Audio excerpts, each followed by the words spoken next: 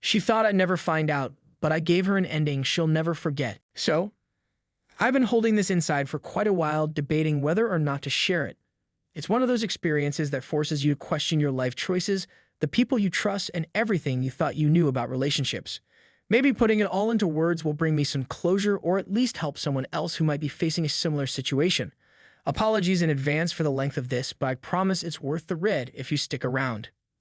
I've been married to my wife, Emily, for 7 years. We first met during our time at university, and for the longest time, everything seemed perfect, or so I believed. We were the couple others admired, the ones who seemed to have it all together. We traveled, laughed often, and dreamed of a future full of love and adventure. But about a year ago, things began to shift. Emily started acting distant, her affections waning, and her phone suddenly became an inseparable part of her existence. At first, I convinced myself it was just work stress or one of those natural ebbs in a long-term relationship. But small things piled up, too many late-night girls' nights, too many unexplained business trips. Deep down, I knew something was wrong, but I was desperate to ignore it. Fast forward to about 2 months ago. I had planned a weekend trip to visit my parents who live 5 hours away. Emily's enthusiasm about my leaving struck me as odd, but I didn't dwell on it. Everyone needs some alone time, right? I drove to my parents' house and tried to enjoy the visit, but that gnawing feeling wouldn't leave me alone. On the second day, I decided to head back early without informing Emily. I pulled into my street, parking a few houses away so she wouldn't hear me arrive. Quietly, I let myself into the house. Everything seemed ordinary until I noticed a pair of men's sneakers in the hallway, sneakers that definitely weren't mine. My heart raced. I stood there frozen before forcing myself to move upstairs. And there she was, Emily in our bed, with a man who couldn't have been older than 23.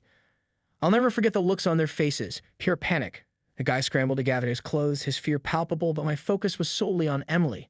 Her face turned pale as she fumbled for words. I didn't wait for excuses or explanations. Without uttering a single word, I turned and walked out. That, I think, terrified her more than if I'd exploded in anger. For the following week, I acted as though nothing had happened. I didn't confront her. I didn't mention what I'd seen. If anything, I treated her with even more kindness than usual. Meanwhile, I was meticulously planning my next steps. I contacted a lawyer, collected evidence, screenshots, photos, everything, and began shifting assets into a separate account. Slowly, I removed anything valuable or sentimental from the house. Then came the day of reckoning. Knowing Emily would be home, I invited a few close friends over. They had no idea what was coming. Once everyone was seated in the living room, I calmly asked Emily to join us. She looked confused but complied, and then I laid everything out. Her affair, her betrayal, the way she brought her lover into our home, into our bed. I showed them the evidence. Her face turned ashen. She didn't know whether to cry, beg, or defend herself. But I wasn't done.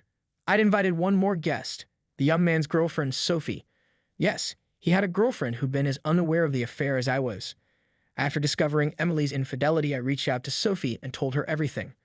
She was devastated, of course, but grateful for my honesty. Together, we planned this confrontation. Sophie arrived with her own folder of evidence, screenshots of messages and plans Emily and her boyfriend had made. They'd been plotting to start a new life together once Emily figured out how to leave me with minimal financial loss. Emily's world crumbled before our eyes.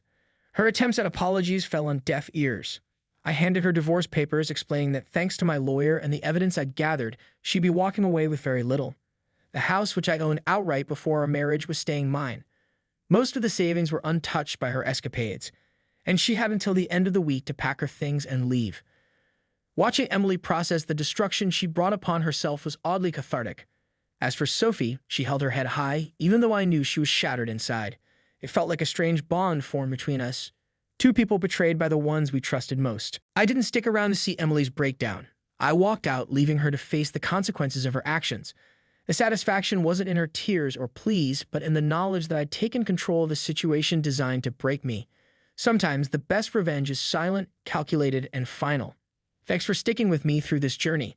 If this story resonated with you, leave a comment, share your thoughts, and remember, betrayal has a way of coming full circle. Stay strong, stay smart, and never let anyone steal your peace.